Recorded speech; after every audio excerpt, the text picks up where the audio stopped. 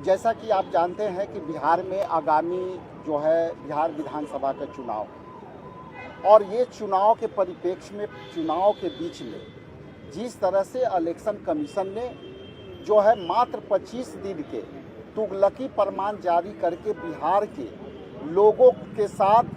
Vote देने के लिए वंचित करने का काम किया है, उसके लिए हम लोग बिहार से और हमारे सभी नेतागण इंडिया गठबंधन के अवगत कराने के लिए आए हैं। लेकिन यहाँ देख करके काफ़ी आश्चर्य हुआ, और देख करके ये आश्चर्य हो रहा था कि अंदर हमारी बातों को, डेलीगेशन को सुनने के लिए भी नहीं तैयार था। हम लोग आधा घंटा 45 मिनट डेलीगेशन अंदर जाने के लिए हम संघर्ष करते रहे। तो इसलिए उसी समय मुझे ये जो है महसूस हो रहा था कि शायद अंदर जाकर के हम बिहार के मतदाताओं के लिए जो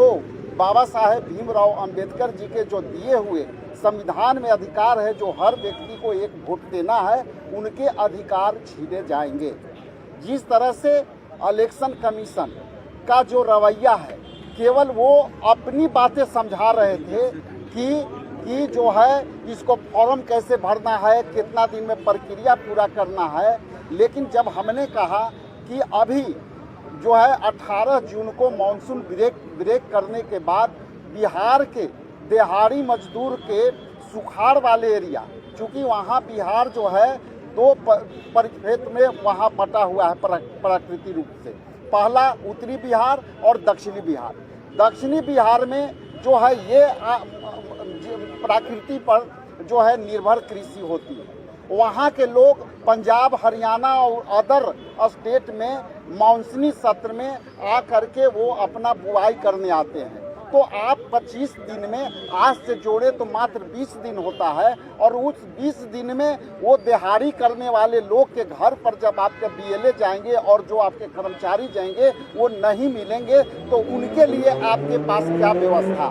पहली तो मैंने ये कहा। दूसरा जो है ये बातें है कि जब प्राकृतिक आपदा में अभी बाढ़ आने वाली है, सभी नदियां उफान पर जो है शुरू हो गई है, तो वैसे हालत में उत्तरी बिहार के जो लोग हैं 70 से 90% लोग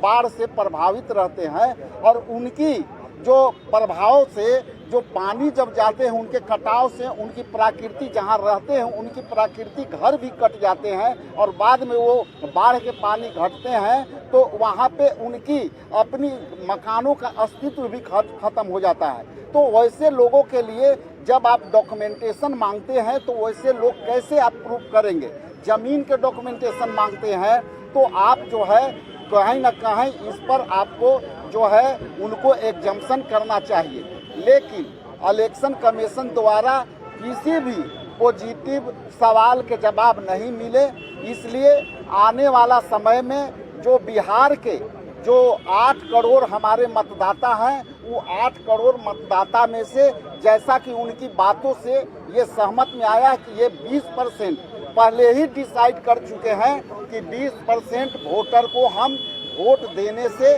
वंचित करेंगे। इसलिए हम लोग इंडिया गठबंधन के लोग, खास करके बिहार में इंडिया गठबंधन के लोग, हम एक चुनौती ये समझते हैं और वोटरों को मताधिकार के अधिकार के लिए हम लोग रक्षा करने के लिए तैयार हैं।